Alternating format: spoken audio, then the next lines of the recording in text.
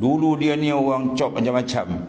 Bila dia terbalik, dia berpusing, orang pun terberanjat. Oh, dah bagus ni. Dulu masjid pun tak ada. Sekarang dia datang awan. Dulu pakai seluar pendek, entah. Sekarang Masya Allah serban dia pakai, jubah dia pakai. Contohnya lah, tu waris kecil entah ni. Waris yang dalam lagi banyak lagi tu, yang besar-besar lagi. Maknanya perubahan berlaku. Dan dipakaikan dengan dia tiap-tiap perangai yang baik. Walhasil sifat mazmumah tu terbalik terus. Ya. Padahal suluk banyak waris-waris ni dan yang datang tu macam-macam. Bukan gangster pun ada, kaki pukul pun ada, macam-macam. Yang peringkat jawatan tinggi, ada pegawai macam. Bila suluk je habis tu akan dua habis.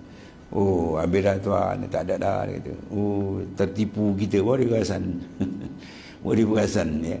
Yang selama ni dia duduk dalam zulmah, sebab nur sampai waris sampai. Boleh nampak kelazatan, kenikmatan dia dengan Allah Subhanahu Wa Taala.